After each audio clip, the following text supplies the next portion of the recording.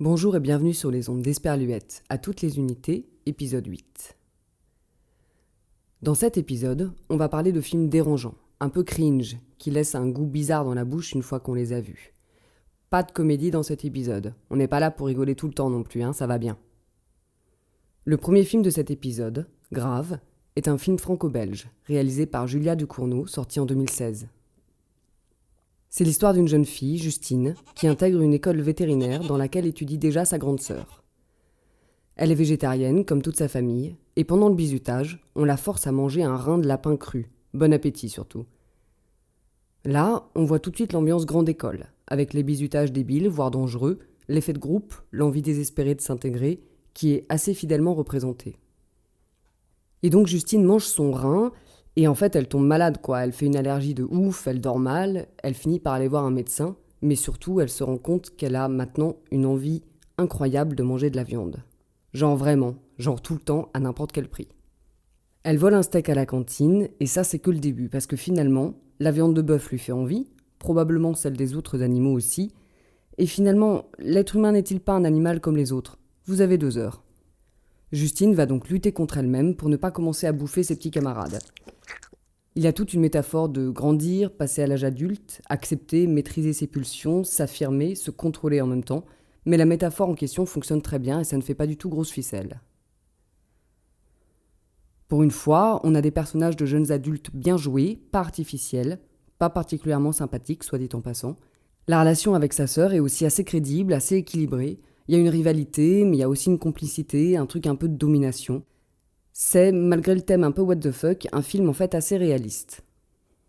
Je précise quand même que les âmes sensibles vont s'abstenir parce que vu la thématique, il y a quelques scènes qui sont vraiment dégueulasses. Aussi, la musique est très très cool. Il y a notamment une scène vraiment sympa avec une chanson de The Do qui s'appelle Despair, Hunger and Ecstasy.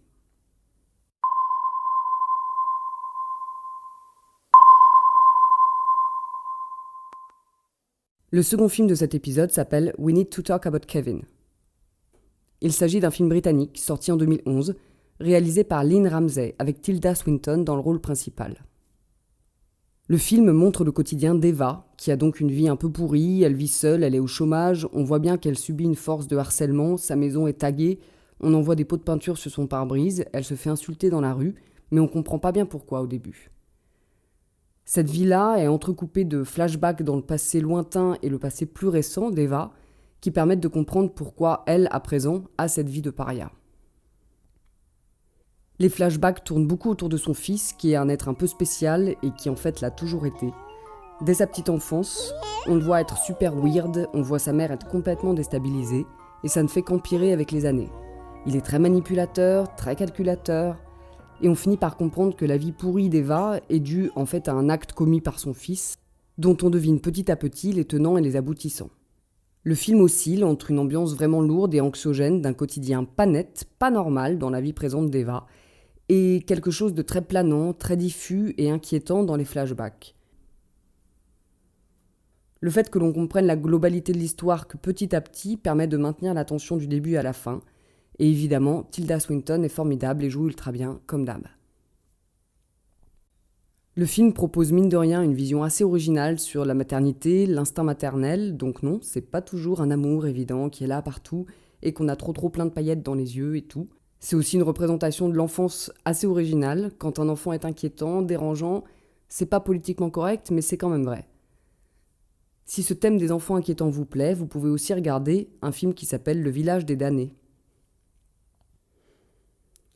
Si vous avez vu quelques-uns des films dont je parle dans les épisodes précédents, vous pouvez laisser un commentaire sur YouTube ou sur Instagram pour nous raconter ce que vous en avez pensé, si vous avez aimé ou pas et pourquoi.